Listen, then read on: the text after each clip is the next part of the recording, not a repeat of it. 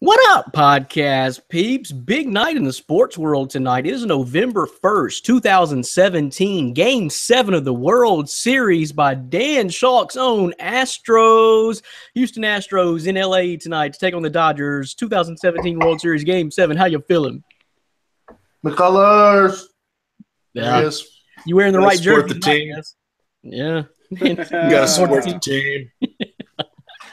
Yep. What I'm gonna do, I'm gonna support the team. So we're going to go as long as we can. We got a whole big fat mailbag of questions full this week, and of all variety, NBA, NBA fantasy, NFL fantasy. We got some baseball to talk about. So we'll do all that. Myself, Brandon Reed, and Dan Schalk is there. Of course, Dan will probably make abrupted exit to the podcast at some point with his Astros first pitch coming very soon within the time slot of the podcast, most likely. So Dan may make an abrupt exit, but we'll get all the baseball talk in with Dan before he hightails it out of here.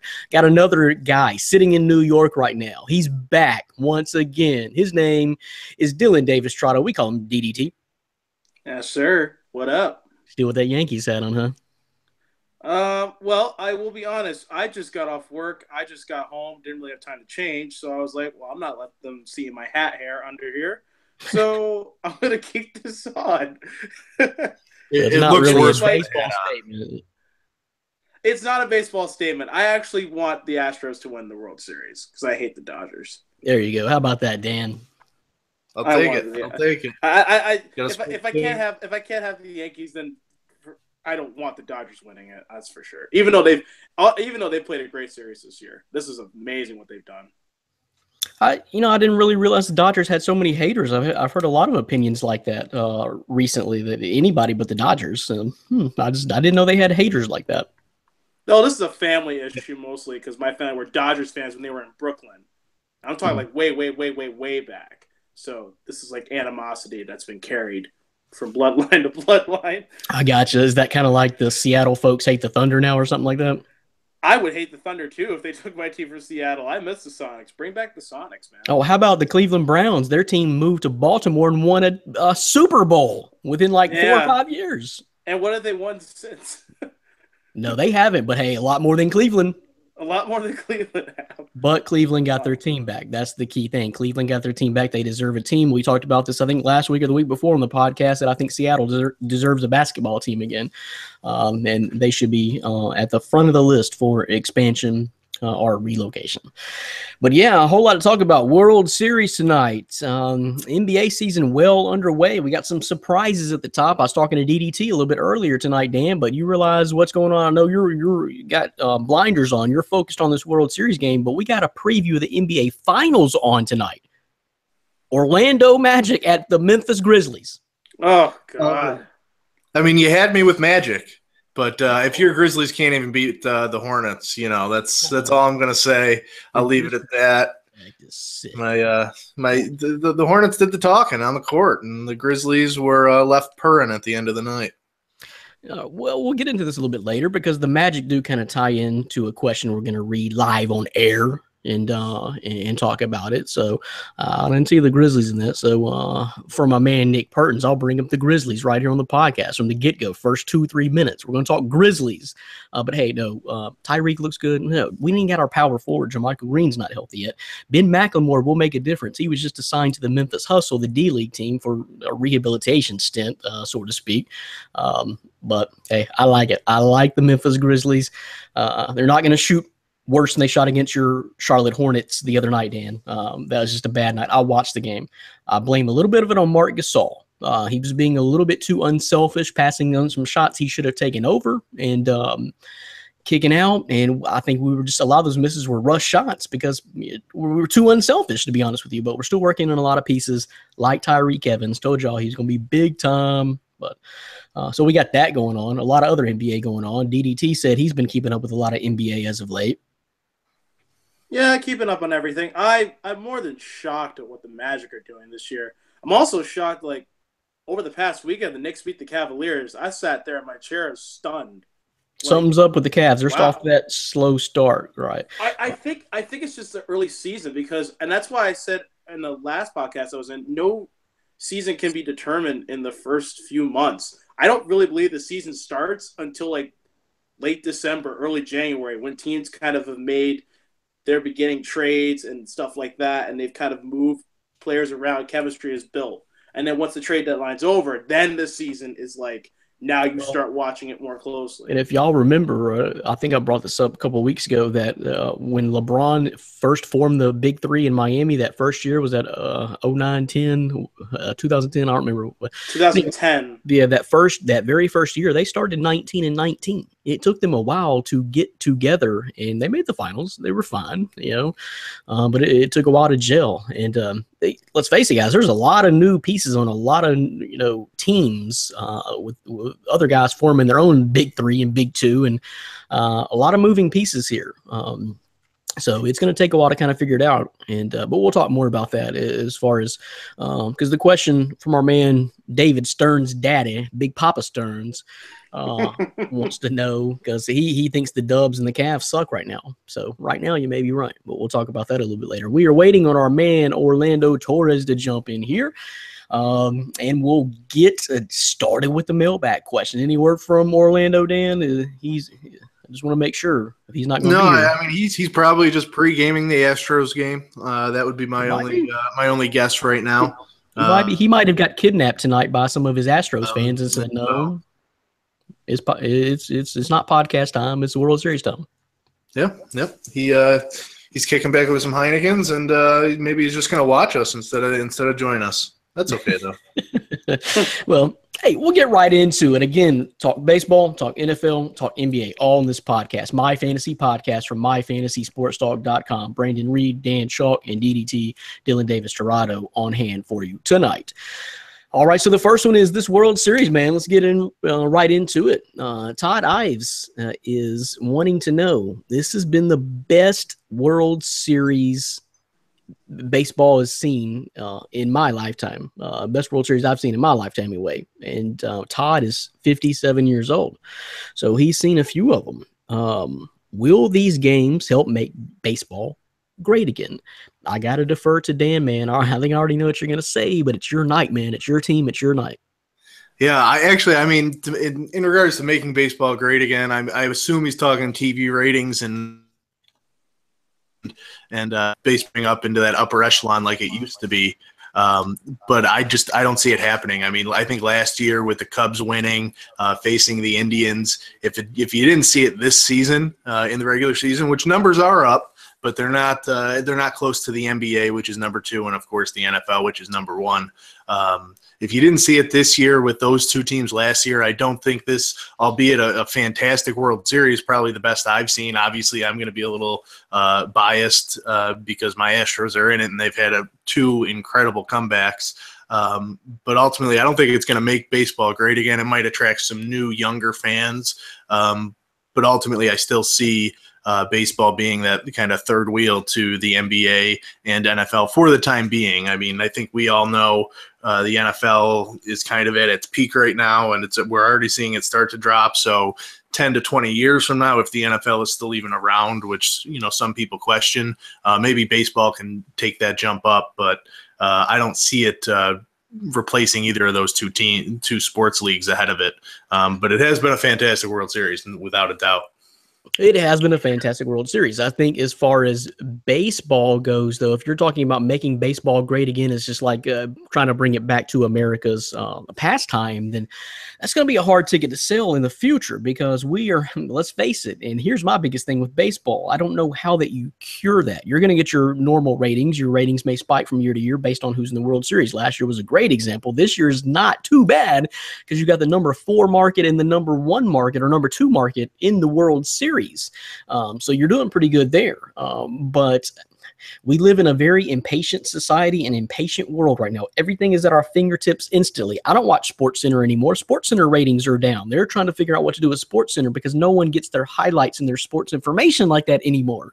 We live in a very impatient society and world now, the digital world, and baseball is a hard ticket to sell in that kind of generation because the sport is slow anyway. The sport is slow. Some would say boring anyway. And you know, that's just, I don't know I don't know what you could really change about the sport of baseball to make it more appealing for that type of generation. Just think about how bad it's going to be in 20 years, guys. You know, we just think we've seen some of the peak in technology now. There's no telling what's going to be out there in 20 years. So everything's going to probably be virtual, but I don't know how you solve that. DDT, what's your take on this? Does this really help bring baseball back? Is baseball where it is? You know, what do you think? I think, well, when I first read the question, I thought of it more from like the actual play of the game. Because the past couple of seasons, there have been heavy complaints about the length of time it takes for a game to finish. And I went to a Yankees game earlier this year on July 4th against the Blue Jays.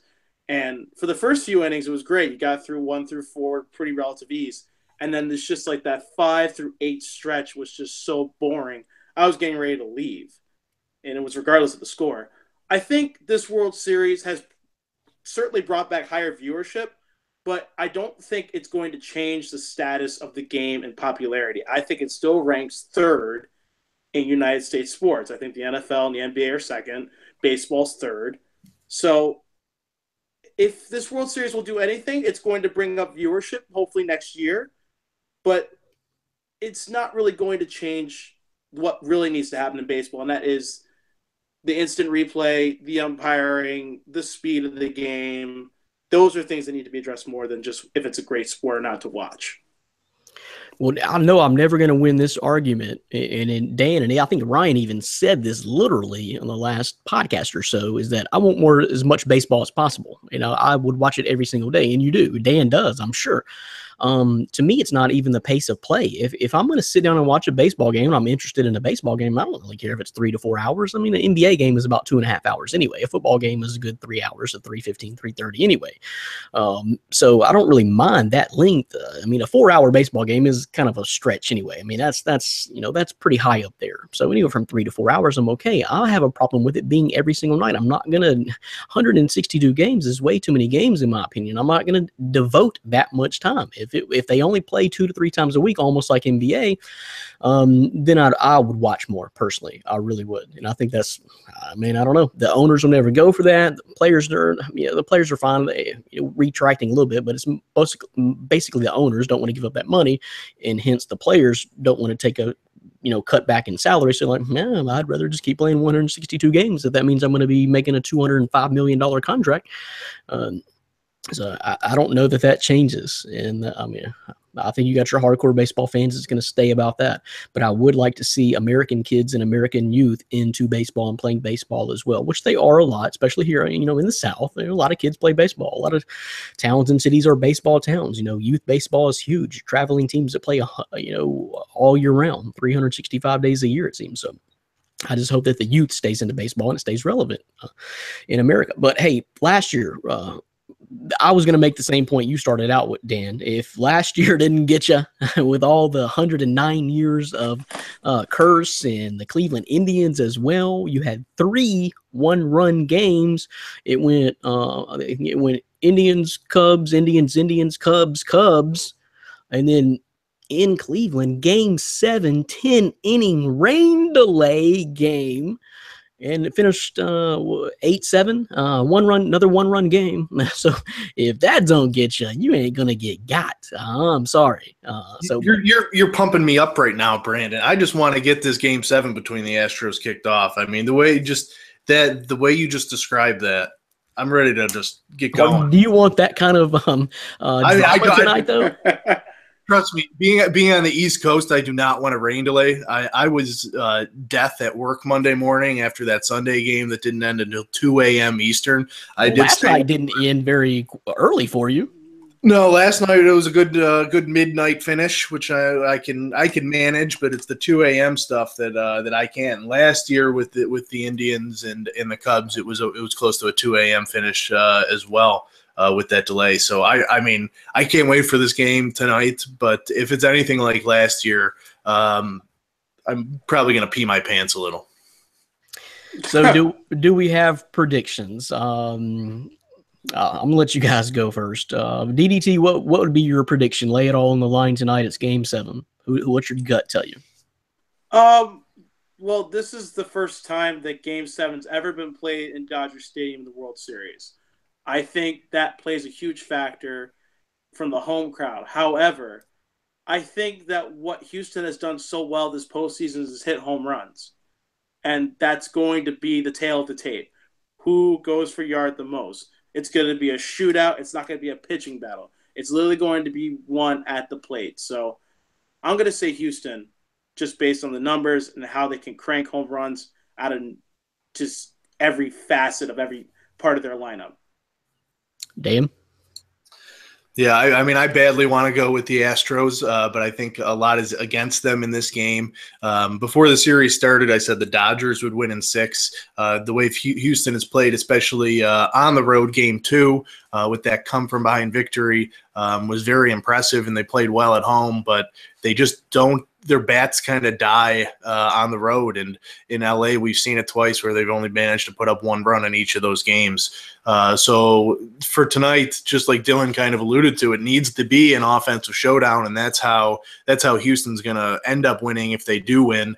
A lot of it is going to come down to the starting pitchers. If Yu Darvish is going to pitch like he usually does, which is solid at home, hold the Astros to under 2-3 runs, I think the Dodgers are going to be able to go to their bullpen and kind of cruise to victory. But if McCullers can go 6 innings, even 7, and then defer to maybe a Dallas Keuchel to finish up 2 to 3 innings, then I like Houston's chances, but they need to hold the Dodgers. I would say McCullers can't allow more than 2 or 3 runs as well. But I think kind of what Dylan said, it's going to be an offensive battle, and that to me it leans more towards the Dodgers' way. So I think the Dodgers are going to pull it out tonight, but it's the last thing I want to think about or even hope for or anything like that, because I'm going to be rooting my Astros hard. Well, I think that Houston has been the most steady, best team all year long from the jump. Now, Dodgers, they didn't get off to the hottest start, I don't think, but they turned it on that stretch and had the best record by far. But I think Houston has been the most steady team all season. I've always thought that, especially with their lineup. So what I will say is I kind of feel Dan's paranoia here about this, and just his angst, because it's going to be difficult to beat the Dodgers twice at home, I believe. And DDT mentioned this the first Game 7 ever at Dodger Stadium. But I think they're going to be a little bit tight. And do you remember the excitement the first few games of the playoffs, Dan, when your Astros were crushing the Red Sox? Yeah, that was fantastic. I couldn't believe it.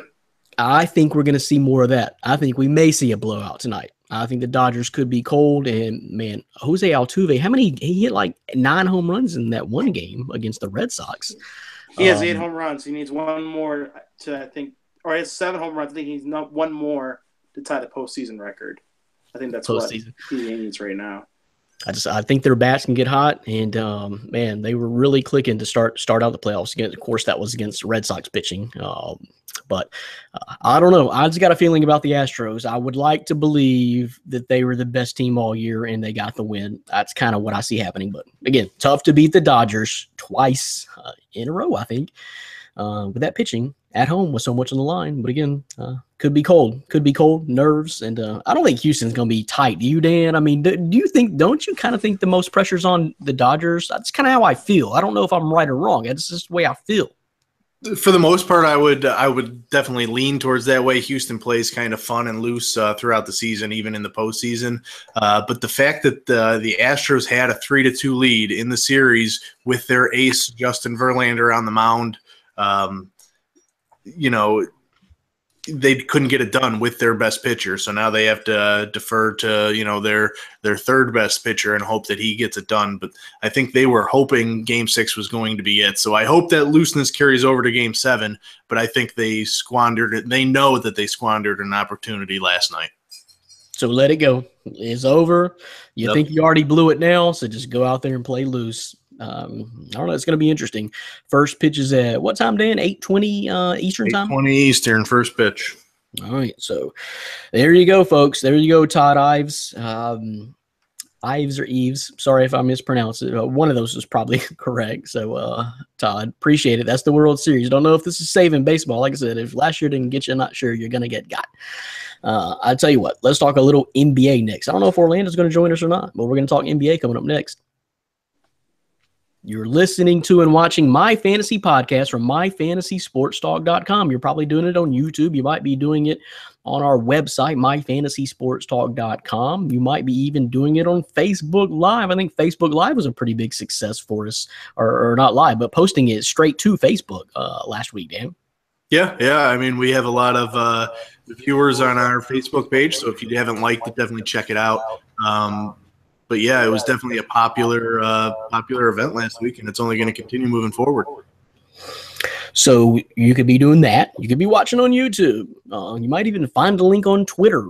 You could listen every Friday night Friday afternoon from 3 to 5 Eastern time on WBLZ Sports. So you pick. It doesn't matter as long as you pick one of them. So Brandon Reed, Dan Shaw, DDT, Dylan Davis Tirado is here waiting on Orlando Torres. If he can join, he might be having some difficulties. He might have got caught up somewhere, but we'll try to squeeze him in here. We're getting into the NBA talk now. So we got a question that we alluded to earlier. This will be interesting, from David Stern's daddy. This is Big Papa Stearns here.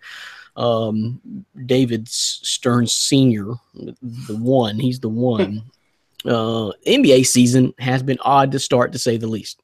I agree with you there. The Dubs and Cavs suck, and the Magic look legit in the East. Are you buying it? Pretty much disagree there. Any team that looks great to start that you think will sustain their season? I think I know. You should know where I'm going with that, but I'll turn it over to you guys. I just first want to answer the first part of this question. That is, no one's beating the Golden State Warriors again, guys. I don't care what their record is right now. DDD kind of talked about it. Be careful of what you see in the first month or two of the season. I don't care if the Warriors were 1-7 right now. No one is beating the Warriors unless Steph or KD goes down for the season. That's just it. And I believe wholeheartedly that Cleveland will bounce back too once they get the chemistry going. LeBron does it every year. And another thing to add to that point is that Golden State already said they're not chasing records anymore, guys. They've tried that before. They're going to be cruising through this regular season in anticipation of a postseason and getting another championship. There's no need in getting the records. The year they got the record, they didn't win the championship. The trade-off is not significant enough for that. So they're not trying to beat you down every single night anymore, and even admitted so before the season started. So be careful there. I'd say Golden State. No one's beating Golden State. And I think Cleveland survives in the East. DDT, what you think? Yeah, like I said earlier, there's no reason to panic, and there's no reason to make a bold prediction. What we do in the beginning of the year is just simply based on the roster talent that we see from the outset. But you have to think further along and think, like I said, after the trade deadline into January, into February. That's where the season really, truly begins, because teams are more set in their rosters, their lineups, and their chemistry. So right now, the Warriors, quote-unquote, suck. The Cavaliers, quote-unquote, suck. But when it comes to the postseason, you won't be saying that. No, it's just like I mentioned before, that year Miami first came together. They were not doing too well at all, halfway through the season. So just give it time. Dan, what's your take on top dogs? Do you really think this is a sign that the Warriors and the Cavs are just got finals hangover and they won't even make it, or is it just pump the brakes? Yeah, no, I agree with basically everything you guys just said. It's a little bit early. There's always those issues. So no need to fret. I think every week we've kind of gotten a question on the podcast asking, ever since the NBA season started, asking about the top teams not doing as well. So I think people are, in this day and age, are a week to week. They look at it every game as a failure if your team loses. So definitely a little early. Calm down. Nobody, like you said, Brandon, nobody's beating the Warriors, and it's not close, including the Oklahoma City Thunder. Put you in a tough little pickle there, DDT, doesn't it? Are you going to finally address the answer to the question? He's getting a phone call. Getting a phone call. No, I'm not getting a phone call. So yeah, we can go right into this right now. I have no problem going into this. So this is where my head is at. You can disagree with me, because you obviously will. I'm not looking at the roster of the Thunder from just the names they have. I'm looking at the team from how they could use it. And the way I would use it, and this is why I think they can win the championship in this way, is that Carmelo Anthony, Russell Westbrook, Paul George cannot all be on the court at the same time effectively. There are times where they can, when the game is on the line and moments like that. You know, going back a few games, Carmelo Anthony hit what was thought to be a game-winning three-pointer in a great play that was set up just in the last seconds. I don't know who the team was that beat them. I can't remember who they were facing. But they came back and scored a crazy shot to end the game. It was awesome. But what I'm saying is, I think the best way to run this team is to have Westbrook and Paul George on the floor to start, because I think they do great together, but have Carmelo Anthony come in with the second unit and let him be a threat where it pulls the defense toward him and allows other players the Thunder have to get open and to get more points, more confidence in their shots and everything else like that in their gameplay. I think if the Thunder play like that, they can win a title because there's talent on that team you cannot dismiss. Well, they're 4-3 right now. But guys, okay, just I'm sorry, I lost my place. Okay, just in the West alone, Timberwolves, Jazz, Spurs, Trailblazers, Thunder, they're all 4-3. Then we got a logjam of 3 and 4 teams: Pelicans, Lakers, Nuggets, and the Phoenix Suns. We have no winless teams in the NBA. Everyone has a win. You guys want to guess? Oh, you may know if you're keeping up with the standings daily, but who is the worst team in the NBA right now? Bulls. You're close. They just hadn't played enough game to officially take that crown yet. In the East, I'm actually going to take a shot. I think the Knicks have won 3 straight, but I don't think it's them. I want to say, is it the Nets, possibly? No. Not even close? No, Wow. Your Knicks are fine at 3-3. That's the best they've done in a while. The Brooklyn Nets are 3-5. In the East, the very last place team, the Chicago Bulls are not doing good. No, they're 1-4. But the Atlanta Hawks are 1-6. Wow. Yeah. Sacramento is 1-6. They're very young. I feel sorry for Sacramento fans this year, but the future. Don't worry about them. They need time. Future should be bright. But the very worst team in the NBA is the Dallas Mavericks at 1-7. Not a huge surprise to me. Not to be the very worst. I don't know that you're fighting a lot there, even to be worse than Sacramento currently by a game. Surely that won't last. But it's not a big surprise to me. They don't really have much punching power, which is why I predicted Dennis Smith Jr. to win Rookie of the Year, because I just think he's eventually going to get free reign to do whatever he wants to. But what do we think about the Magic, guys, to answer the second part of the question? DDT? I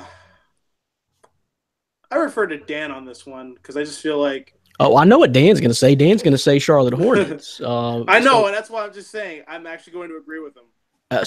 Magic look legit in the East. Are you buying it? Or any other team that looks great to start you think will sustain their success? So Dan's answer probably to both of those is no, the Charlotte Hornets. I actually like Charlotte. I think they're great in the East. I think that what they picked up, I was very high on Malik Monk when the draft night came, and I was so mad when the Knicks did not take him. And they took. It's been a rocky start, though. You know, he grew up and was born and raised about 30, 45 miles from where I'm at currently, Lepanto, Arkansas. He played the other night in Memphis. I think he had a big following. Every time he scored, I heard quite a bit of cheering, and that wasn't just Hornets fans. That was Malik Monk fans. But Malik Monk should be good. The start has been a little rocky, up and down. And I give it time. Like we've been saying throughout this entire segment, there's no reason to doubt any player that in their current state. You don't know when people are going to start taking off. Everyone's down. Like, for example, let's go to the most probably talked about rookie in the NBA, Lonzo Ball. Everybody's down on him, but I've watched his games really closely because I'm really high on him this year. And I've noticed that he's slowly starting to, come into his time where he's a more pass-first player, but people criticize him for not scoring points more. Give it time. He's a rookie. He doesn't have much time to really score the ball when he doesn't really have a top shooting guard or a top player next to him that can score 25 to 30 a game. It's just these things take time. Malik Monk, things take time.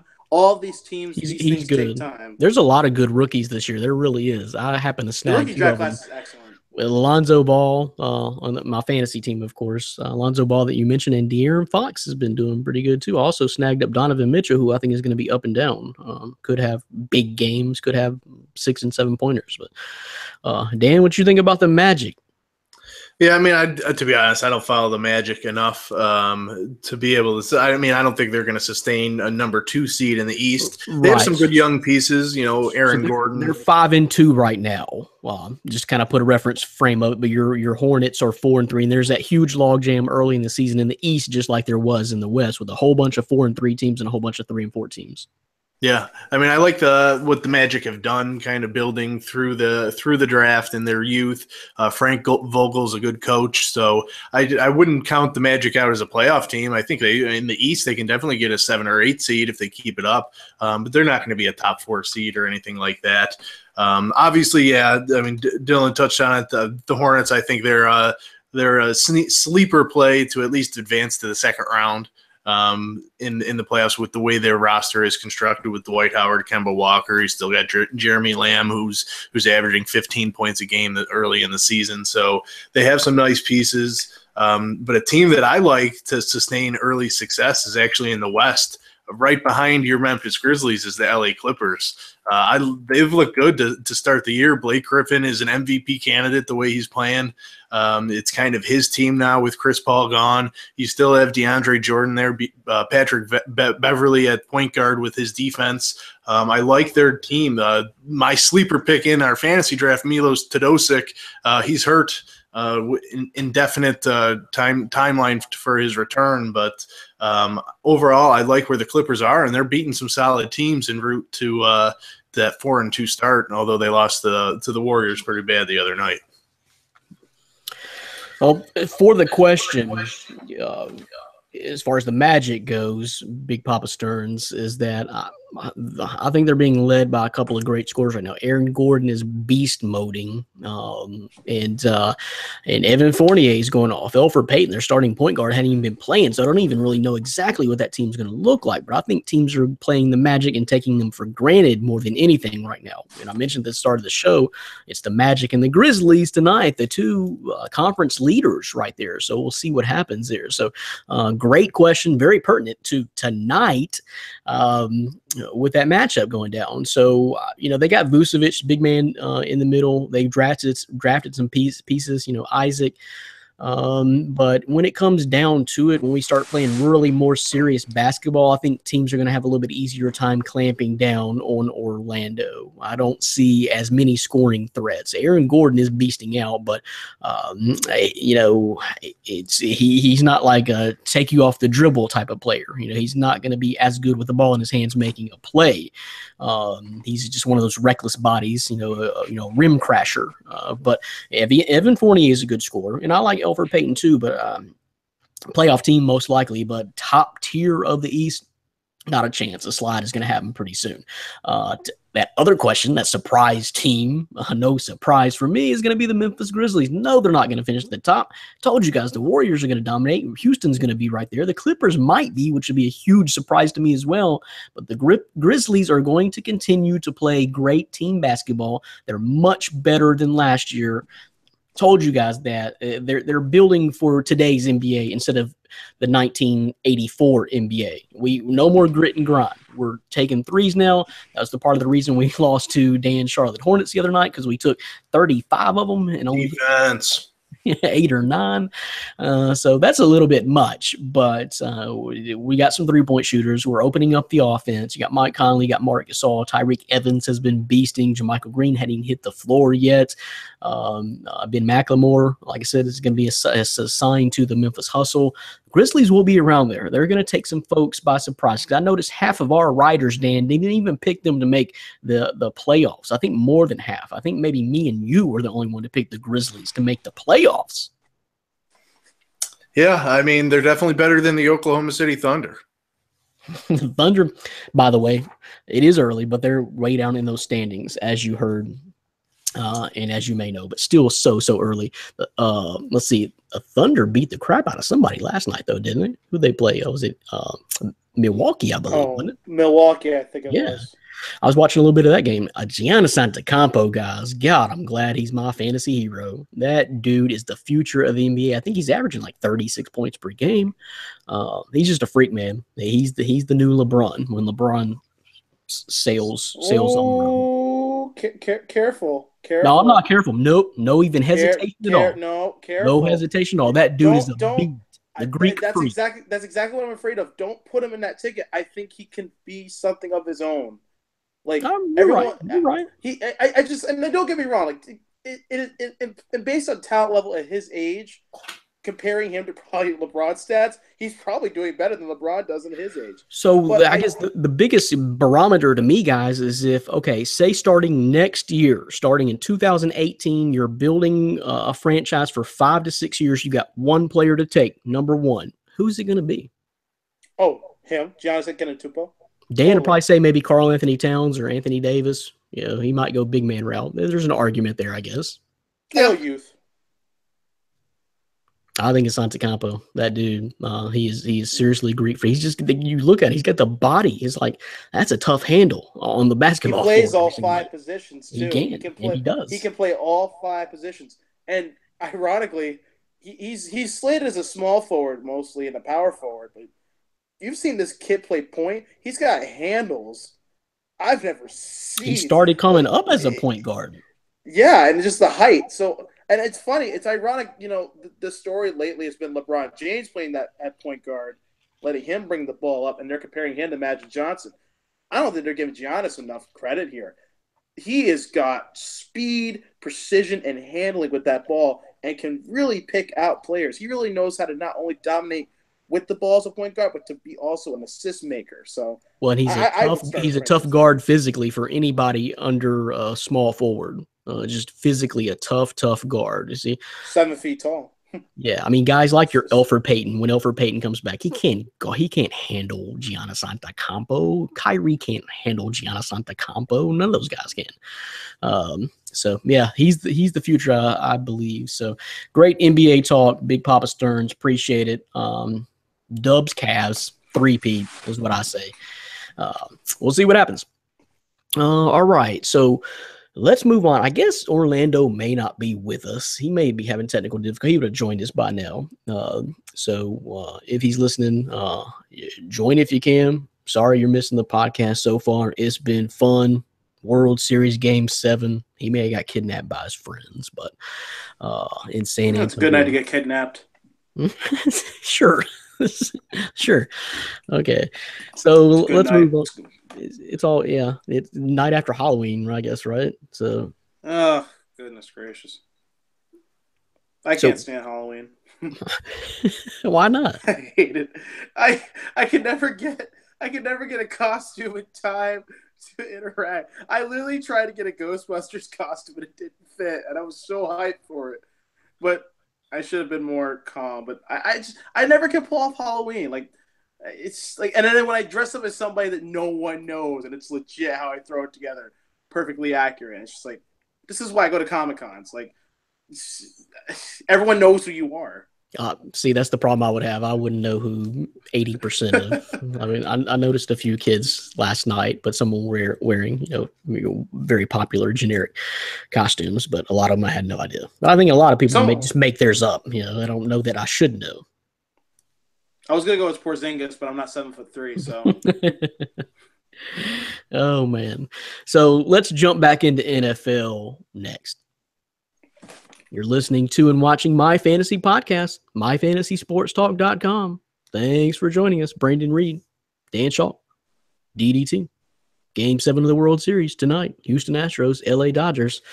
Getting nervous, Dan? Yes, I'm terrified. Terrified. McCullers.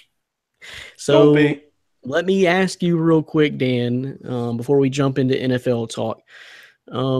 So you're wearing the McCullers jersey. What happens tonight in your superstition level, win or lose, with that jersey? So we've been good so far in the playoffs when I've worn it. I haven't worn it every time. I didn't take it to Florida with me. That hurt. But so the biggest superstition that I've had in the World Series is my koozie. holding my nice cold Heineken. I've had to switch it up multiple times because of the losses, so I'm unsure. The one that I had winning lost last night, so that's the biggest dilemma before the game is what koozie am I going to hold the Heineken with?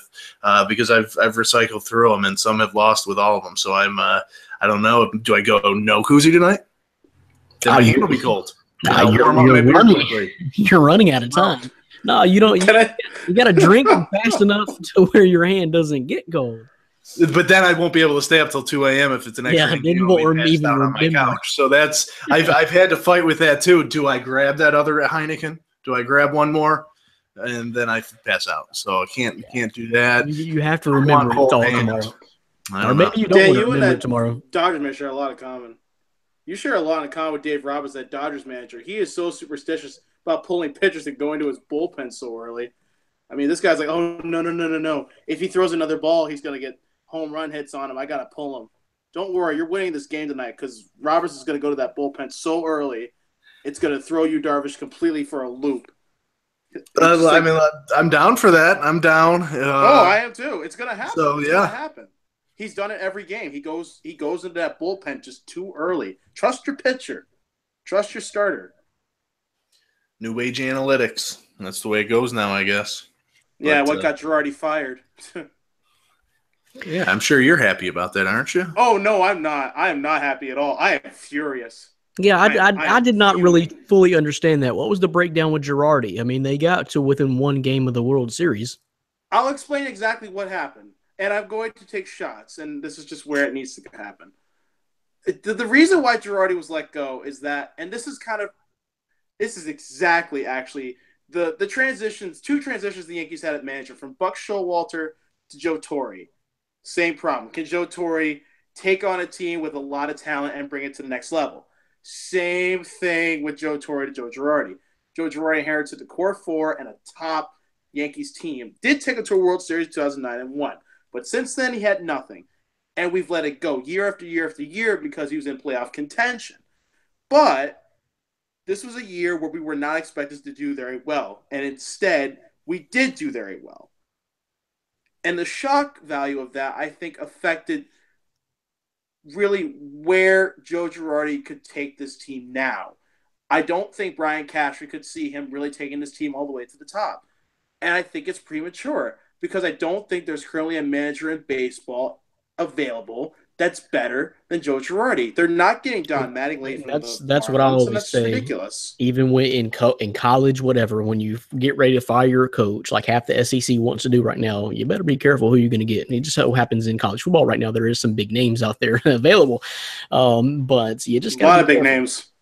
They're going to get someone young. I think they're going to get a very younger manager to lead this team. They need someone who they can relate to. We way overblow and just are too quick to fire coaches and managers these days. I mean, it's hard. Only one team wins a championship in every single league, no matter what sport you play. It's not easy to do. And I don't know. We're too quick these days. I don't know what the expectations are. Expectations should not be to win a championship every single year because it's hard to do, regardless of the sport. If you got a guy who's pretty steady and getting you to the hump, just like John Calipari. If John Calipari doesn't win another championship in Kentucky in the next 2 years, people are going to be demanding he's going to be fired. What? He's getting to the Final Four every single year. You better let that be good enough. Okay. They better fire Jim Boeheim from Syracuse then while they're at it. He's not even there anymore, is he? No, Jim Boeheim's still here. He is still there. He's still coaching Syracuse. It's funny with Boeheim and Calipari. Calipari gets so much NBA talk, and my answer to that is, why would he ever leave Kentucky? He's got a better chance of winning championships in the college level than I think the NBA level. He's tasted that. Okay, so we just went all over the damn place. We just went from baseball to college basketball. But let's jump back in. Coaches. That's the inclusion. Yeah, that's it. That was just be careful. Be careful what you ask for. Stop it. Yeah, sometimes it doesn't make sense. Hey, it's the players on the court or field that make the plays. You can't blame coaches for that. Yeah, the coaches can be blamed for things here and there, but come on now. You got to have the players playing. Nick Weigel wants to chime in, and way early. It says, a little early, but I come to MFST especially for your NFL draft stuff. We appreciate that, man. We take pride in that, and I think we do a great job, especially Dan with all the draft profiles. When will it be out on the site, and who is your top overall player and top overall QB? Says Nick Weigel. Dan, we go to you, the draft guru. Yeah, obviously. Thank you. I appreciate the question.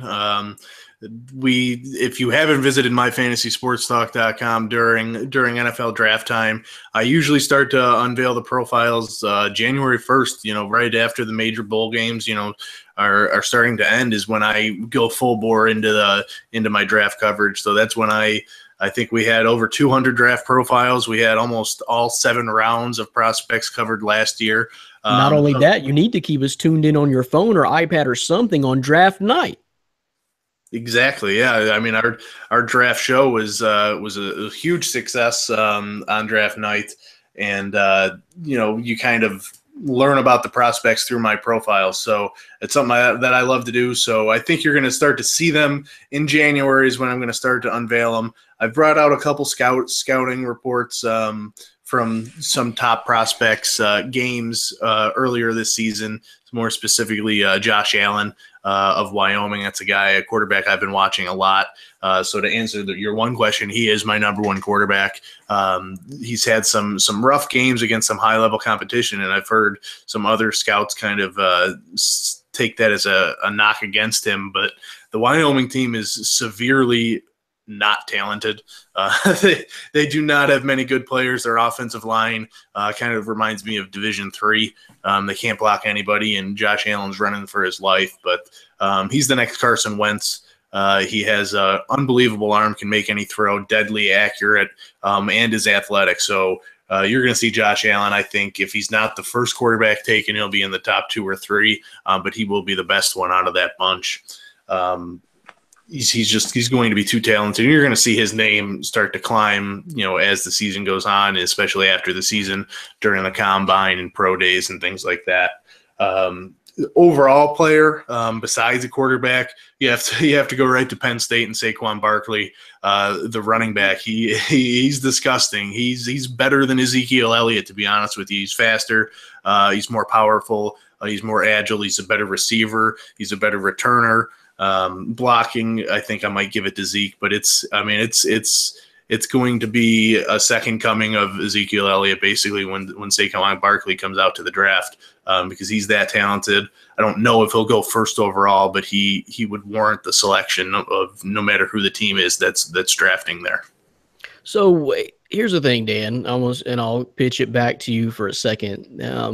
Saquon Barkley is number one from a lot of the projection boards that I've seen, and he's right up there. Definitely top running back. And it just depends on, I guess, team needs as far as whether or not he's going to go 1 or not. But so I was looking at one of the writers from CBS Sports today, and this is the thing. It depends on who you ask, because it could be all over the place right now, halfway through the college season, or a little bit over halfway through the college football season. This guy had Mason Rudolph from Oklahoma State number 1 overall. And I'm sorry, they're having a great season, but in a lot of other boards, I don't even see him in the top 10, 15. Not to call out this writer, but it was Chris Trapasso from CBS Sports. So, but what do you think about that, Dan? How have you seen him play yet? Yeah, I mean, I've watched Mason Rudolph live. I've watched a few of his games. He's definitely impressive. What scares me a little bit is that system. You don't really know how that system's going to translate to the NFL. The last quarterback to do so was Brandon Weeden, and we kind of know how that turned out. Rudolph's a lot more athletic and a lot better, honestly, a better quarterback. But I would have to really study his tape. We'll find out a lot more this week when they have to play Oklahoma. Yeah, the Bedlam battle, yeah. So right now that seems a little bit high for him. In preseason, now he's shot up because Oklahoma State's playing his play this early this season. But in my preseason rankings, which I brought out on the site, he wasn't in my top 5 quarterbacks. So he was definitely lower than that. Now that might change, and I will have to look at the tape. But number 1 overall player, definitely not. Number 1 overall quarterback, I'm still going to go Josh Allen. So what do you feel now about Darnold and Rosen? Rosen was peaking at the top of a lot of folks' board until he played my Memphis Tigers, then didn't look so good against a so-so defense. So he slipped a little bit. But those were the two guys really probably heading into the season with Sam Darnold and Josh Rosen as far as quarterback goes. You think they have slipped a little bit. You like Josh Allen better. Yeah, well, I mean, I've even in the preseason, Allen's was my number one quarterback. I'm not sold on Rosen at all. I had him as actually a bust in my preseason rankings. I think he will be a future NFL bust. Not very high on him at all. Darnold, there's a lot of talk about him staying at USC and not declaring for the draft, especially if Cleveland wins that number one overall pick. I mean, you might see him just decide to stay in school. Honestly, it wouldn't shock me. So there's a lot of talk about that. So we might not see him until 2019, but he's still up there for me. I mean, he's had actually a downward season, but the way what I would tell Darnold if I was his advisor, look at Matt Barkley, look at Matt Leinart, what they did. They stayed in school, and Barkley fell to the third or fourth round. Leinart outside the top 10, and his career was disastrous. So I would come out if I was Darnold. There's nothing really left to prove in college unless you're dead set on winning a championship at USC. Probably isn't going to be doing that. So I would come out, but he might stay. DDT, what you think about looking ahead of the draft? Who's going to be top dogs, and who would you think is the top quarterback right now? Well, the NFL draft is not really my expertise, and honestly, since I've been working with myfantasysportstalk.com, I've leaned on Dan for a lot of my draft stuff. So, but one thing I will say this: Allen is going to be absolutely phenomenal no matter what team he goes to. Even if it's the Cleveland Browns, I think he's the top quarterback coming into the year. He's playing for the Cleveland Browns of the FBS right now. He's going to play for either the San Francisco 49ers or the Cleveland Browns. So granted, Garoppolo just went to the 49ers, so they may be using him next year. Yep, and there is also a possibility, like as the time of the draft comes up, best overall players and stuff like that, it's just not my forte. But I just got to say, if there's one person I've noticed in college football, it's Allen. It's him. And I think he's actually the best college football player right now because he can do anything, even with the fact that he cannot stay in the pocket because his offensive line crumbles around him. It's what he can do outside of that, how he can be mobile, how he's got the accuracy and the arm. And yeah, Carson Wentz is a great comparison. So I would take him overall as a top guy. And when the draft comes up, we're going to see what happens. You never know. So, Dan, to answer the last little part of that question, I'm not sure if you did, but again, just when to start expecting NFL draft coverage from us. Yeah, the full profiles will be going out in January. I applied for credentials to the Senior Bowl in Alabama in Mobile, so we'll see if I'll be live down there. That would be awesome. I definitely hope that comes, but I'll be covering East-West Shrine Game, Senior Bowl, all those bowl games. So January is when I start going hard at the film watching. And bringing out the profiles, and we'll be having mock drafts. Obviously, the live draft show we'll definitely be doing again because it was a huge success last year. So there's going to be plenty of draft coverage as 2018 kicks off. So there you go, Nick Weigel. Hope we answered a lot of that for you. It's still so early to tell, but the only thing for certain I know is what Dan just said about the draft coverage. It will be there. It will be there soon, and we'll find out how the rest of the season goes down. Again, as far as that, there's a lot of huge games this week going on, guys, with Oklahoma State and Oklahoma, which we should find out more about Mason Rudolph this week. South Carolina plays Georgia, and in my conference, American Athletic Conference, SMU plays South Florida. South Florida or Central Florida? I'm sorry, one of them. They're both ranked. I think it's Central Florida. They're both good. It doesn't really matter. They've been highlighted for some reason. I think that's the team you're thinking of. Yeah, Memphis still has to play SMU, so I'm anxious to see what their high-powered offense can do against a really good team. So, but yeah, look for the draft coverage probably coming up first of the year. May even be at the Senior Bowl. Never know. Thanks for the question, Nick Weigel. We'll stay in the NFL. The next one comes from Janae Franklin. I like asking halfway through the season, if you had to pick one team right now to put your life savings on, who's winning the Super Bowl? And I'm such at a loss here, guys. I take pride in my picks. Take pride in predicting the Super Bowl. I really thought it was Atlanta last year. Ooh, that close, just a 24-point comeback away. But right now, I do not have a clue. If you're putting my feet to the fire right now and I have to pick one team, can I just say they're probably going to come out of the state of Pennsylvania? That's my best guess right now. Seriously. No confidence in the Patriots. Patriots defense is horrible. It's not getting any better. The Chiefs always fall off at the end of the year. The Falcons look like garbage. Aaron Rodgers went down for Green Bay. I don't know. I think it will come out of the state of Pennsylvania with the Steelers looking tough and the Philadelphia Eagles looking really good right now. If I had to guess, Dan, what do you think?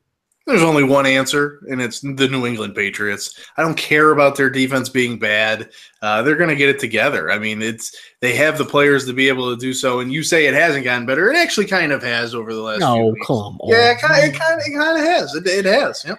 If Instead Atlanta of knew how to 400 play yards a game, it's like 350. So that's all they need. And when you have Tom Brady, the chosen one, the GOAT, the guy who's going to play until he's 45. You're not going to have him at You're still waiting. You're still waiting for him to miss games. I'm waiting too, but I'm not expecting like you are. He's I would not have traded his way through the playoffs en route to the Super Bowl. I would Take not have my traded life my savings, backup Janae, and quarterback. grab Brandon's while he's at it because he's going to lose that bet, and I'll take it. I would not have traded my backup quarterback if my 40-year-old quarterback is getting sacked in the top 10% of the league. Listen, He's taking 20. Tom Brady does not eat Frosted Flakes. Oh, please. That's the reason It's why. not doing well. Hey, I got And one. now I have lost control of the podcast. Here's the Now bigger thing. Here's the bigger thing. When's the last time the Patriots won back-to-back Super Bowls? I'll wait.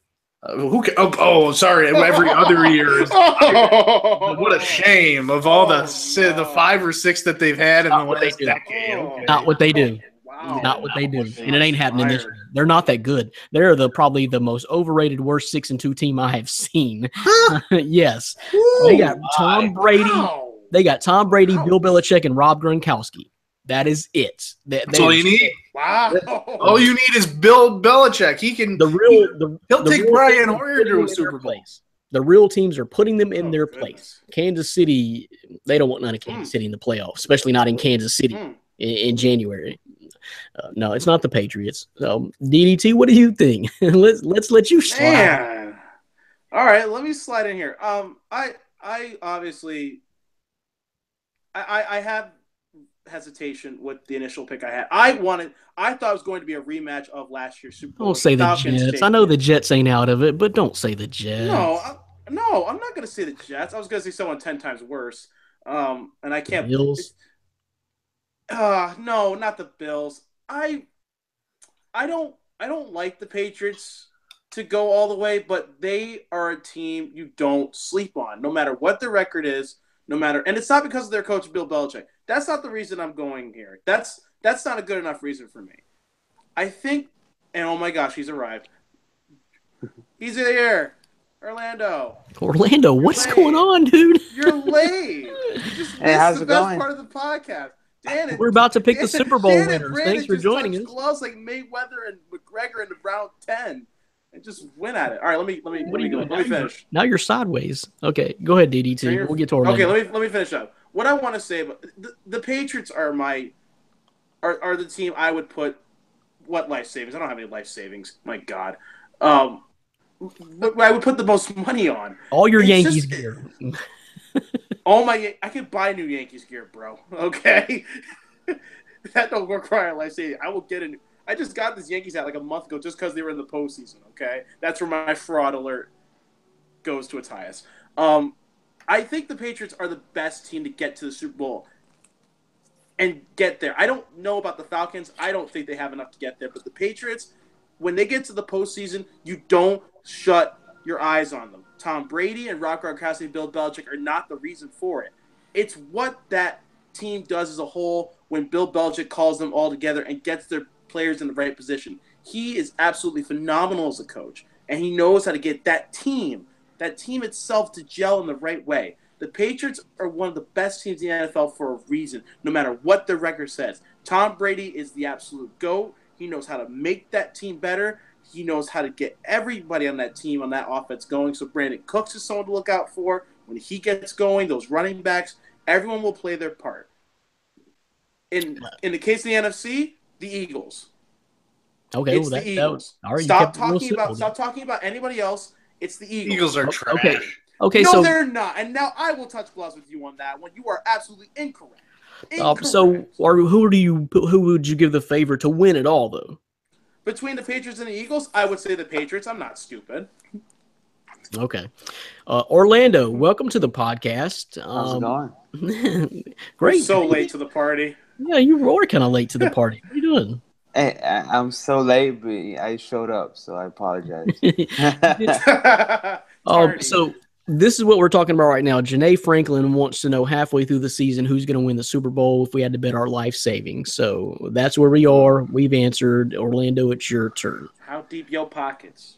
Oh, man. See, that's something I would probably die because I don't know who I feel good about picking right now. I'm going to go ahead and pick the team that I've been high on, and I'm going to stick with the Chiefs. I know it's too early, but I'm going to go ahead and say them. I kind of liked what I've seen from them.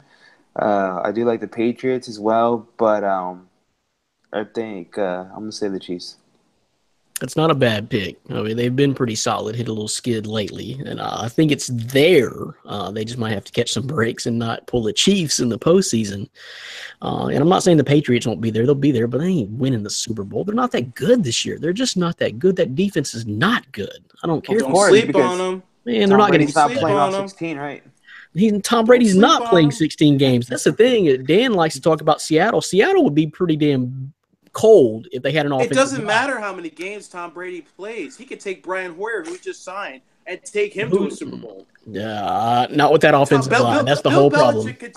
Bill Belichick, you're underestimating what this team can accomplish, Brandon. The Patriots, no matter how bad they look on the outside looking in, always manage to make us all look stupid. No, they made us all look stupid in the Super Bowl. They made me look like a fool. I pranced around the room saying, oh my gosh, the Falcons just destroyed the Patriots, and then sat there in the corner like a puppy dog when they made that comeback. They have a 40-year-old quarterback that's getting smashed at least 4 to 5 times a week. And he's going to win another Super Bowl before he retires. He's dominating while doing it. And he'll There's still no win issues another with their Super Bowl before he offense. retires. He'll win another Super Bowl before he retires. You know he will. And if it's not this year or next year, he will win one more. I don't know that. The team where they so-called turned their defense around against Atlanta, they lost the next week or the week before that. Then they lose to Buffalo. They lost another huge comeback at home. Who was it? Tampa Bay? Wait, didn't Patriots beat Atlanta though? Yeah, that's what I'm saying. Yeah, that's where they so-called turn their defense around. Atlanta has something going on. Their defense is deplorable, guys. It sucks. New England. It took the Jets. Jets almost beat them. I couldn't believe it. But anyway, if we had to guess, that's who we're saying. We're saying Patriots. Orlando said the Chiefs. I'm saying a team from Philadelphia. That's what I'm picking. I'm hedging my bets there. I think you said Pennsylvania. So you said that's what I said. Yeah, a team from Pennsylvania. Okay, well, which one? Pick one. I don't have to declare that. I gave you a state. That's good enough. But you just came down and being dead for picking the Patriots, and we have a lot more. He's a Tom Brady hater.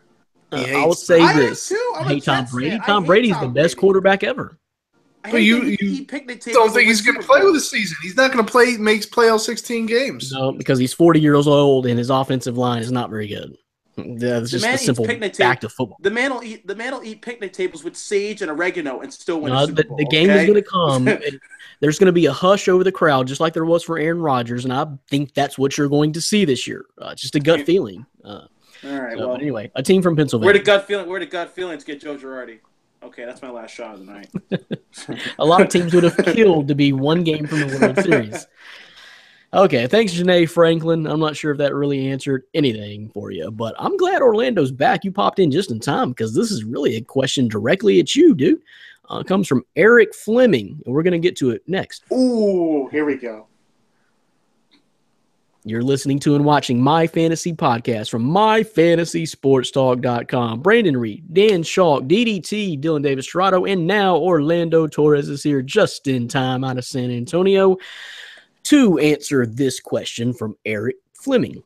Little advice for your homie Orlando. Never bench your studs. DeAndre Hopkins and Deshaun Watson will step aside your face. Eric Fleming. Orlando, your turn. I don't recall ever saying DeAndre Hopkins. I think I might have said Deshaun Watson. But was that in one of your man up, step aside pieces? Yeah, I don't think I put Hopkins on there. But you put Deshaun Watson on there? Might have. Well, first of all, who saw Deshaun Watson going into Seattle putting up almost 40 points? Okay, Me. yeah. Is that the same guy who picked him up off free agency in week 2? Okay. Or this is your first time going over 100 points this week, right? Hey, we got the same record now, I believe. We've got the same record. I'm just saying that's why you're on. That's why you're. I'm just saying the come up is coming up. The come up is coming up, and Deshaun Watson is the reason. Okay. Well, like I said, no one saw Deshaun Watson going to Seattle on the road, rookie quarterback putting up 40 points. No, you didn't, Brandon. Stop it. I've learned something in fantasy football, even in daily fantasy, guys. When you look at these matchups, sometimes forget that crap because you're thinking, yeah, I think the same way. In Seattle, the 12th man, and there's no way this rookie's going to go in there and do that. That's exactly when they do it. These trends, they bite me every time. Like when you pick the good defenses that should go off, like, I think it was my Bengals last week against Indianapolis. Well, if they wouldn't have had a pick 6, their day would have been horrible. You just don't always pay attention to the trends. Sometimes ballers are ballers, and Deshaun Watson is a baller. Oh, yeah. Sorry, go ahead. Go ahead. It's your question. Defend yourself. No, so that's my defense. Ultimately, I don't think anybody saw that. Besides Brandon over here. I don't know what the hell that was. But besides Brandon over here. So, I don't remember being DeAndre Hopkins. So if he ended up benching DeAndre Hopkins or Deshaun Watson, and ultimately at the end of the day, you're responsible for your own decisions on your roster. So that might be my answer to that. I don't think he did. I just think he was saying if you suggested that was not very smart because stud is a stud. DeAndre Hopkins. Okay, I agree with you. DeAndre Hopkins is one of those guys. He's top tier guys, and no, you never bench DeAndre Hopkins. He's your number one. Kind of like Mike Evans hadn't been doing great for me, but I ain't benching Mike Evans in any game. But I'm kind of agree with you there, though. I'm not sure everyone is quite sold on Deshaun Watson like that. I'm not sure he's reached that level yet. He's been killing it if y'all been keeping up with the numbers, but still, I see that. If you got better options. Besides the 4 touchdowns, he still did 3 interceptions. Obviously the touchdowns and it helped him. He had a big day, but outside of that, you take away the touchdowns. Yeah, all his DeAndre Hopkins had 36 or 37, and Will Fuller had 30. Yeah. It was ridiculous. So you take away those touchdowns, he still had 3 interceptions on the road, but he still had a pretty good game. Dan, hadn't heard from you in a minute. What do you think? Yeah, no, I didn't think Deshaun Watson was going to tear up the way he did. But I think we've seen what we know from him where, if he's a quarterback on your roster, I'm lucky enough to have him in a league where I drafted him and Andrew Luck. I drafted Luck to be my starter, and I had Watson. And you drafted Watson, huh? Yeah. It's a keeper league too, so I got him in like the 15th round, so I'm going to be able to keep him for years to come. So, do you think he is that player now? Have you seen it enough and sold that? Yeah, this Houston has no more quarterback controversy any longer. Oh yeah, without a doubt. He's not only their starter, but he's a top 10 fantasy quarterback moving forward.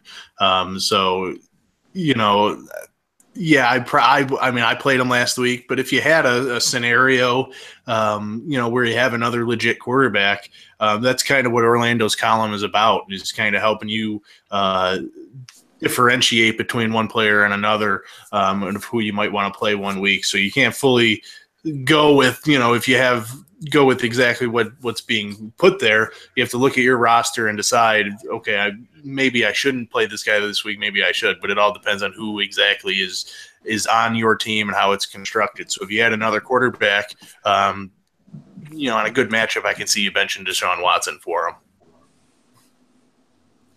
All right. So, but I think the message was received, Eric. But as far as Deshaun goes, I think Deshaun is just now crossing that bridge to where we think he is for sure that legit. And he did it last week against Seattle. Very glad that he was on my team. And can I just say real quick that the comeback is on, y'all. The comeback is on. And if y'all look at my roster, I will have no business making. You know who you're playing playoffs. this week? No. L. You got an L. You play L this week. A big fat L. Who do I play? Me. I think Brand has a better shot of winning this week than I do. My team's garbage. Have this you week, seen his so. running backs?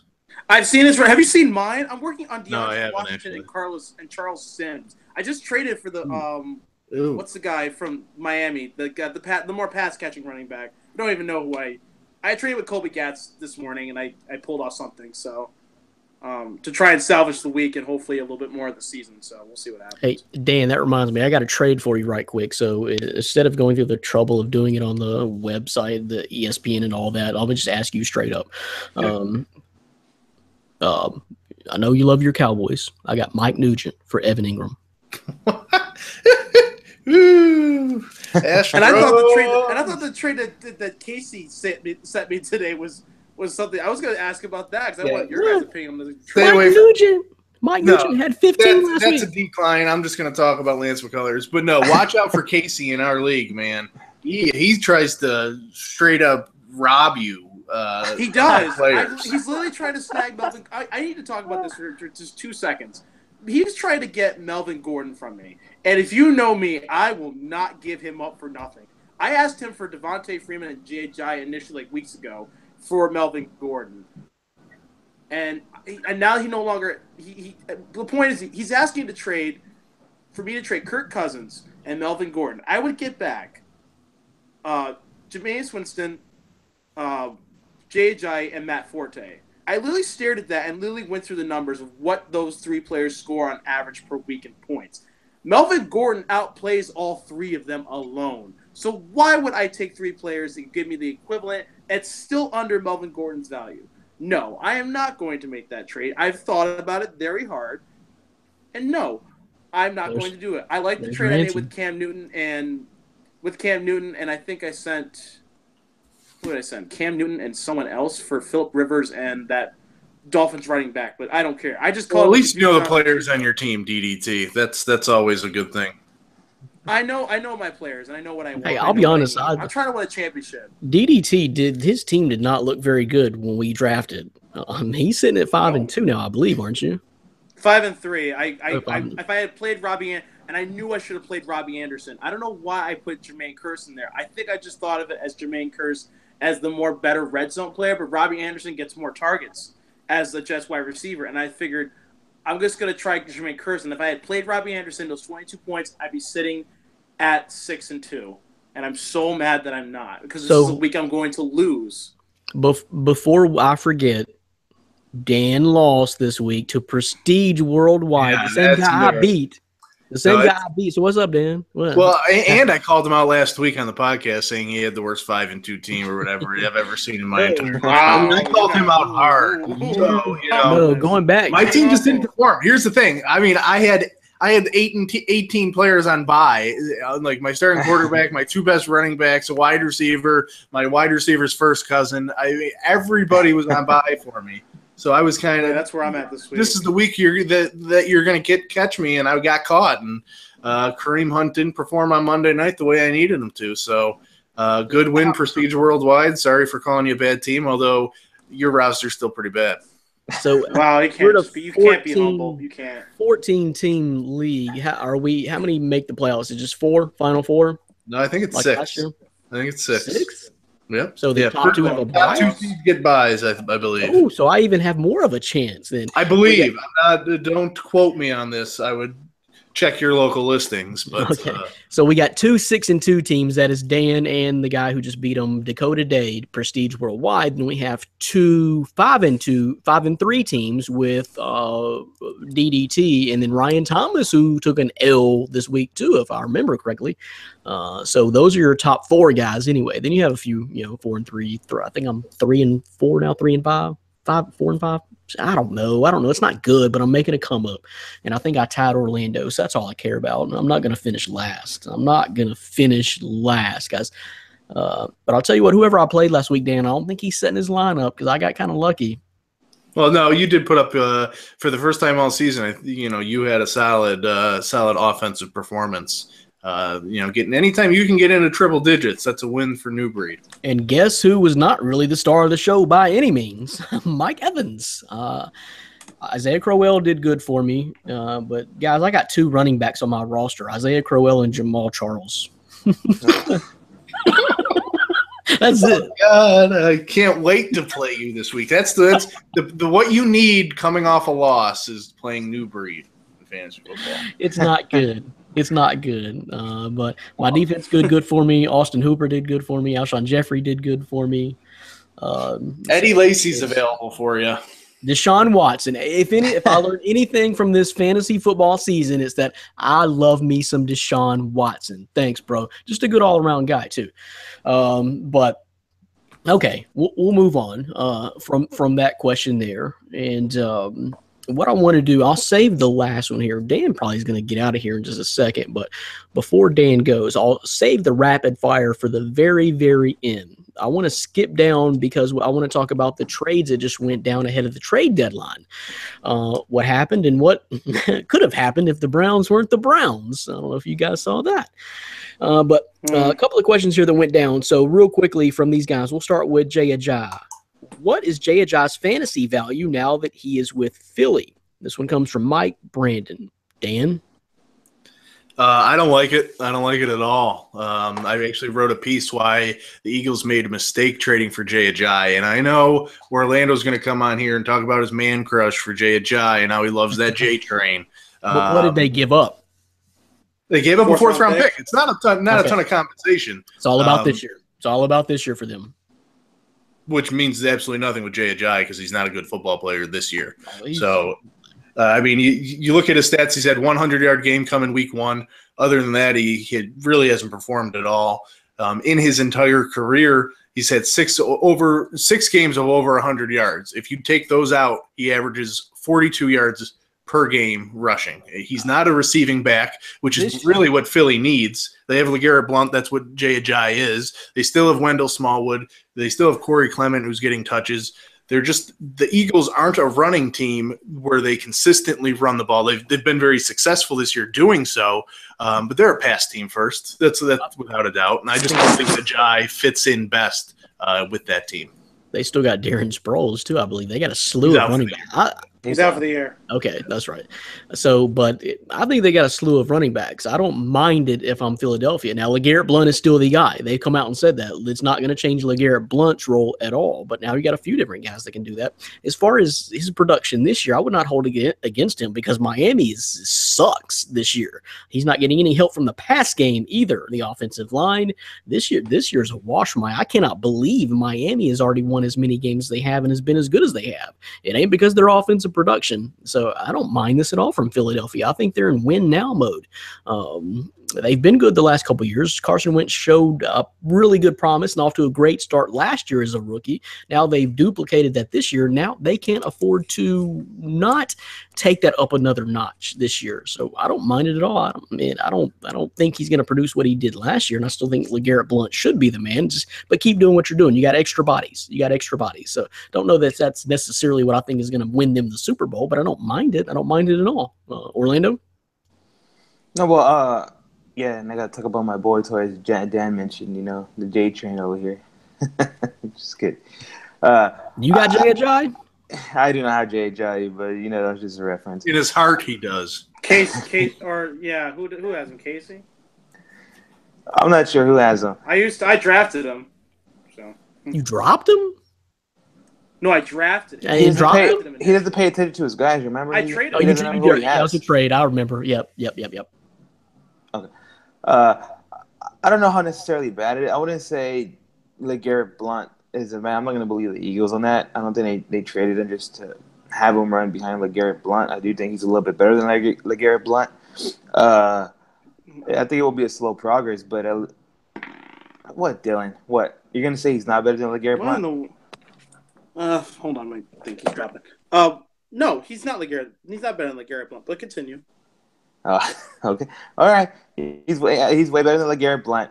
And I think the scoring opportunities will at least be there. Not right away, but he has a bye week with Philadelphia coming up, so it's going to help him get know the offense a bit more. I saw a report where Miami I don't think they had any carries within the 5-yard line, and where Philly had 12. So if you're telling me Miami couldn't run the ball to the 5-yard line and Philly's at least giving him some scoring opportunities from there, I think there's a chance for him to have an increased role or have better productive than what he was getting in Miami. The O-line's a lot better than what it was in Miami, too. So I'm not saying he's going to come in here and tear it up in Philadelphia right away, but I don't think it's going to be the LeGarrette Blount show. I think the Eagles are just saying that until they see what they have with J.J. If anything, it'd probably be 1-2 because, like Dan mentioned, they're so similar that I think it's a great 1-2 punch. But as far as fantasy goes, I don't really know that either one of them holds a significant advantage over the other, and I'm not really sure I would go with that. So, I don't know, DDT, what do you think as far as fantasy value goes? Does it increase, hurt, or really stay the same for as far as J.J. goes? Well, it depends how the Eagles want to use them. As you said, they have 4 running backs on their roster. 2 are more pass catching. 2 are now more straight north and south players. I think J.J. kind of falls really in the third on the depth chart, which kind of is going to lower his fantasy value, but not by much. He hasn't been as productive as people would hope he would be this year. And like Dan mentioned, he's only had 600-yard games. That's it. That's all he's gotten. I think they were all in a row. That's it? That's all he's got?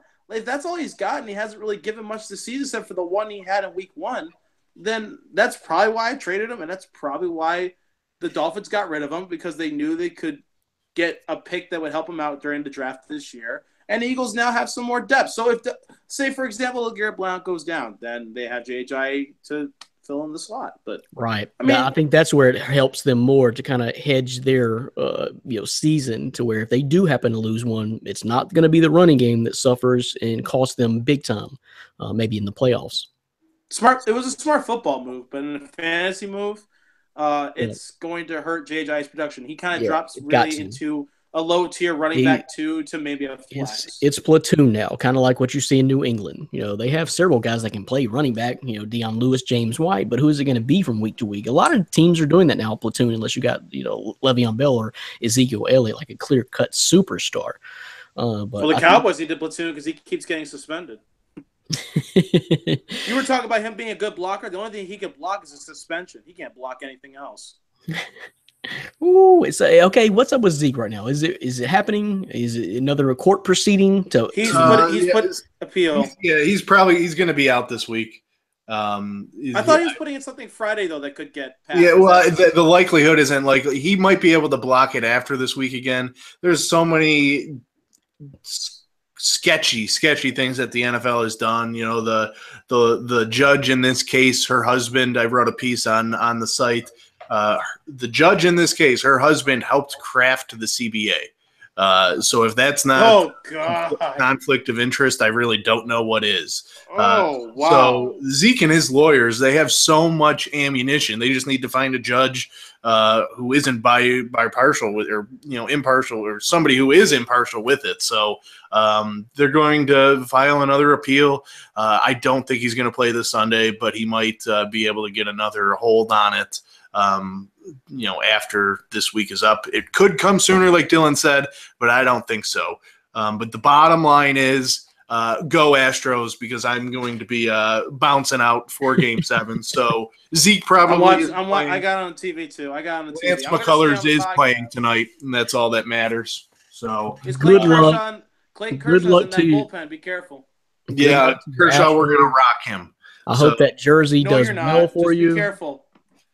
Thanks, guys. I have to go decide my koozie in the next 3 minutes. Orlando doesn't know what I'm talking about. That's his fault. Oh, stop worrying. You're going to win. Go Astros. We'll see Dan next week. Episode 33. Selection online. I'll put it on there. All right, guys. Go Stros. Night, Go Stros. I told y'all Dan would be making a grand exit. I don't even remember what I was about to say. Something about Zeke Elliott. Oh yeah, no. I got it. I was about to call out Ryan Thomas. Oh, I hope he's listening. Thomas Tay. Your team is about to go down, bro, because I already told you earlier in the podcast, Tom Brady will not play 16 games. Your quarterback's going down. Ezekiel Elliott's about to be suspended, and Adrian Peterson is garbage. So what you thought you had going on early, and you better hope Leonard Fournette stays healthy, because what you thought you had going on earlier is going to finally come back around and come to fruition of what we thought from the get-go. You were who I thought you were, and we'll see about I'm still in your spot. Yep, I'm still in your spot. Wow. He's on the podcast next week, so I know he's going to respond to that. We got to have something to talk about. It may be Ezekiel Elliott. So let's move on. The next question. Thanks, Mike Brandon. He wanted to know about Jay Ajayi and what we thought about the value going to Philly. Yeah, I would say double-digit days are going to be rare for Jay Ajayi anymore. They never were in the first place. Yeah. I mean, I like it for Philadelphia. Just what we're talking about strictly fantasy value, then no, I don't know. Yeah, I don't know if that's something you want to just keep around, unless you're really, really thin like I am. I'd probably kill for Jay Ajayi right now. Just take a shot. I would too. My God, I need another running back to play with Melvin Gordon. But like I told you before, I got Isaiah Crowell and Jamal Charles. That's the only two running backs on my roster. If Kareem Hunt goes down, that Jamal Charles. I know. No. You mean Sharkandrick West. Really? West is in Kansas City, but you are right about CJ Anderson. You're right about in Denver. CJ Anderson. I totally think he's still in Kansas City. Right. No. Totally. You're right both ways. I had Sharkandrick West until last week. Right. I was hoping for that. And then I was so confused. Bye week hit me. I had to get rid of one of them. Yeah. Well, I think he can help, but yeah, whatever. He'll help. We'll see. My running backs really virtually did nothing last week either, and I scored 132. I need help. So the next one comes from Jason Wilkerson. He wants to know about that Jimmy G trade. Does it hold any fantasy value this year? So I assume, is he going to be the San Francisco starter from day one? I really haven't even read that deep into it to know whether or not he's going to be the man now in San Fran or not. Are they going to keep playing CJ Beathard? I mean, I told you guys last week that he wasn't the answer. I'm not a big fan of him, and didn't take him long to pull that trade. So Jimmy Garoppolo now, Tom Brady's backup, is in San Francisco. What does that mean as far as him starting right away and fantasy value? Orlando, have you heard anything about that? I think he's going to we're going to see him at least put on field another week. I don't think it'll be this week. I would be surprised if it's this week to just throw him in there right away. But it's not the outside of realm of possibility. I don't know if he's in there day one, but I could see him starting week 10, week 11. That would be my take on it. Maybe get a little bit more familiar with the system, but they don't really have a lot to lose right now. Yeah, no, they don't really have a lot to lose right now. But to just throw him in there like that, I don't know if I could see that. I could possibly see him week 10, week 11. Yeah, this was kind of late. So this just happened yesterday. So we were talking about Tuesday in the middle of a week. So to get ready for a Sunday game, unless it's their bye week, I really don't know. It could possibly be their bye week. I haven't looked at it. But I don't know. It's too early to tell. I don't know. We liked what we saw with Jimmy G when Brady was suspended last year. We were really surprised that he didn't get moved before the season this year, because I think a lot of teams could use his services because he looked good last year.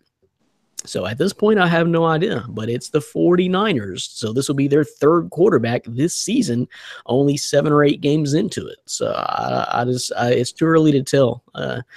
You're kind of hoping there if you're going to hang on to him to be your starting quarterback of your fantasy team. I'm not sure I would do it right away unless you have absolutely nothing to lose and you're at the bottom of the fantasy standings. DDT, what do you think? Is this going to be starting right away, and you may want to pick him up? I hadn't even checked our league. I wonder if someone scooped him up. I think someone's already got him.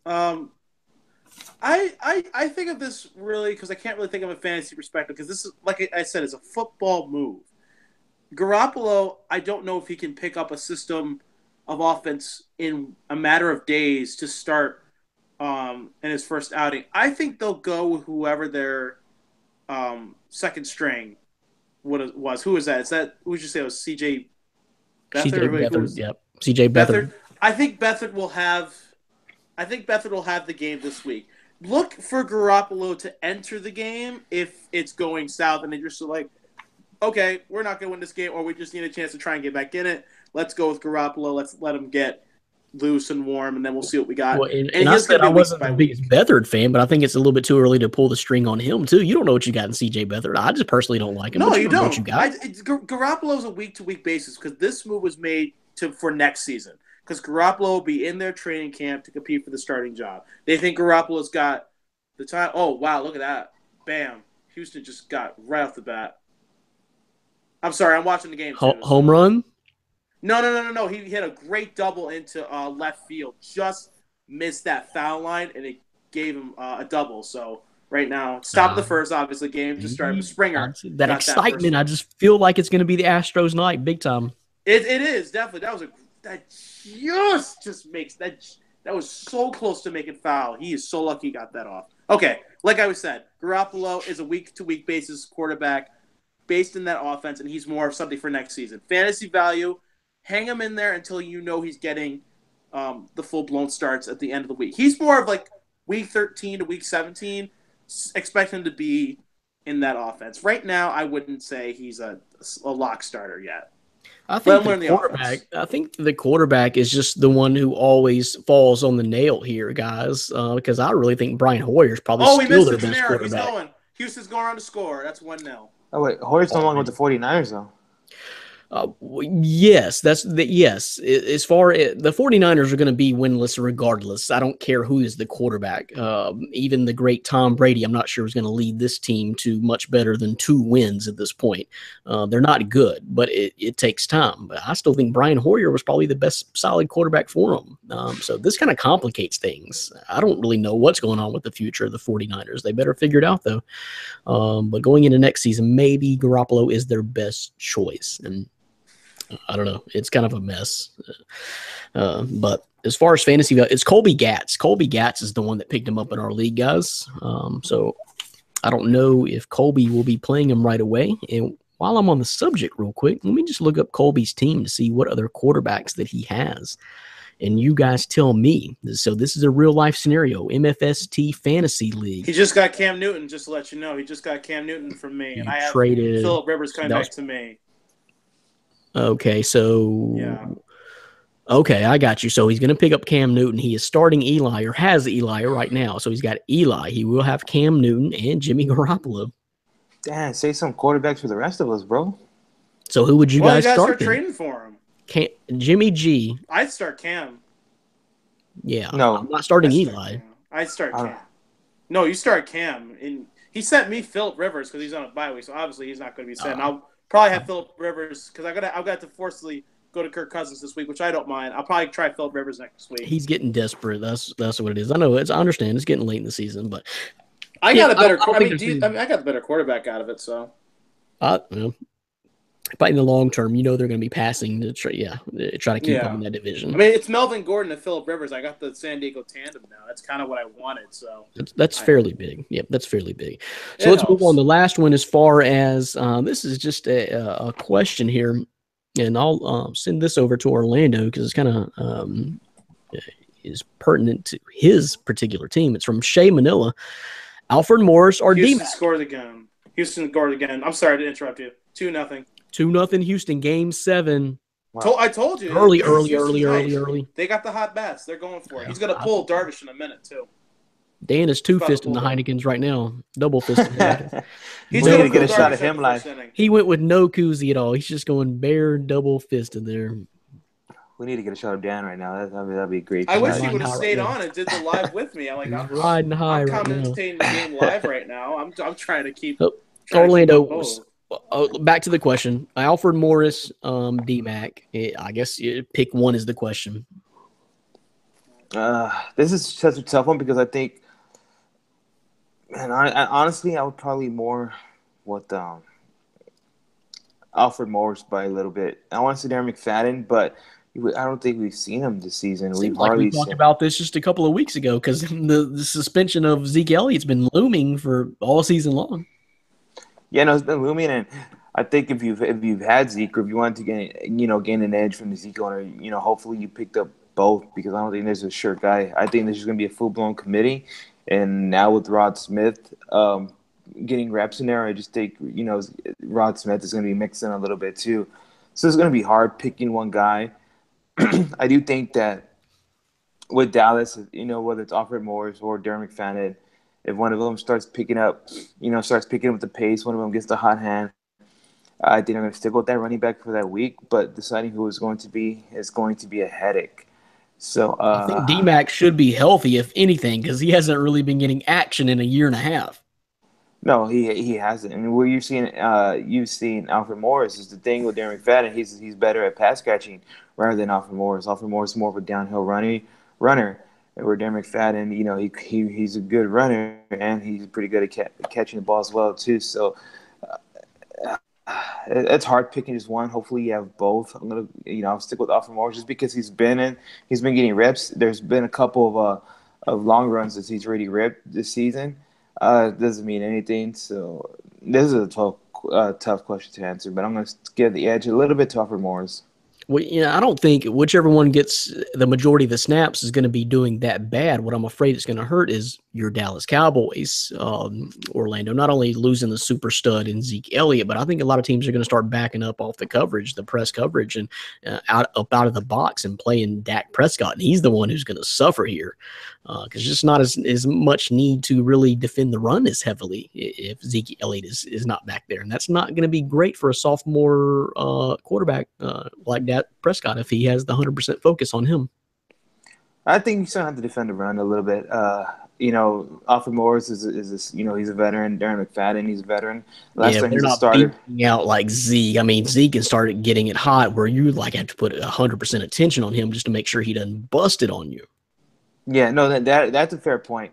I just don't think they're going to completely ignore Morris or McFadden. Last time McFadden got the start, he put up 1,400 yards, and that wasn't even in a full season. He didn't start until like week 5 or 6. Is the Cowboys' playbook going to change a little bit? Do you think though that could be the deciding factor and hurt or help either way? I think it's gonna change a little bit. I think it has to. There was a lot of running plays. I think you're going to see Dak going back to trying to force feed Dez. You might see a little bit more of a Cole Beasley.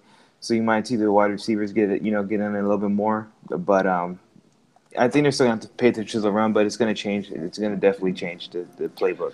What do you think about as far as value, DDT, Morris or D-Mac? Doesn't really matter either one of them. You think one of them's got a significant advantage over the other?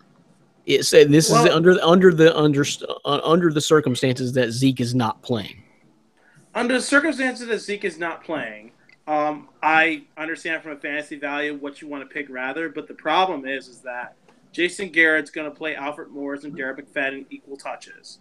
And he's going to use Darren McFadden in probably the red zone situations and Alfred Morris in like 2-back situations. So they're both going to be on the field. As far as who starts the game, I think Alfred Morris has the edge in the fact that he can play north-south a little bit more effectively than Darren McFadden can. And, of course, remember, Darren McFadden, injury-prone, and they're putting him on the side. They don't want to use him too much. They want to save him. Because I don't think Ezekiel Elliott's going to be able to fight the suspension much longer. And he's wasting his time doing it. He should just serve it and do it next, and they can play full next year, but whatever. Alfred Morris is your guy. Something else I just realized, though, guys. Do you realize, though, that D-Mac's last injury problem wasn't even football-related? He slipped it up at a pool party or something. He fell in the pool. That's all he says. Yeah. This guy's a walking plastic bubble of doom. Something was fishy with that pool party there. But anyway, that's how he got his last injury in the offseason. Not as bad as the guy who fell 2 stories and lied about it. That rookie prospect. Oh, yeah, for Ole Miss. Yeah, from Ole Miss. Yeah, I forgot his name. I forgot his name right offhand here. It was one of the Njokus, wasn't it? But not Njoku. It wasn't Laramie Tunsil. It wasn't Laramie Tunsil. No, it wasn't Laramie Tunsil. You put me on the spot. There was 2 brothers, and I'm coming up blank, but from Ole Miss, I know exactly what you're talking about. Yeah, but you know what I mean. But yeah, that's definitely that was something else. That was something else. That's the more fishy one. Darren McFadden, I'm going to give the benefit. Yeah, it was a pool. It was water. It could be slippery. Okay, but save someone end up outside of a hotel window, having gone through it. There's no explanation for that. Oh God, accountability is just not in the NFL right now. All right. Appreciate the question. Hey, that one came from Shay Manila. So DMAC or Alfred Morris? I just don't know. I don't know that I have a good answer for you. I tend to believe that DMAC is the better player, but I'm afraid, like DDT probably said, that I think Garrett is going to run Alfred Morris. That's who's been getting the touches. DMAC really hadn't been getting touches. So, but he could. Kershaw's getting loose. So we'll see what happens. It's Game 7, World Series time, so we're about to get out of here too. But before we do, I want to hit up these rapid fires right quick. No need for any long, dumb explanation. This is from our What's question. that mean? I don't know, but keep it short and sweet, I guess is what he's saying. This comes from our guy. You got another Malachi. Listeners, Malachi Green, not Malachi David from My Fantasy Sports Talk, but Malachi Green. So rapid fire, don't need no dumb explanation. Who would you rather have from these guys? Fantasy team basketball and fantasy football. These are trades or other scenarios that he realistically has. So first one, Tyrod or Alex Smith? No brainer to me. I'm taking Alex Smith all day. Alex Smith. Alex Easy. Smith. There you go.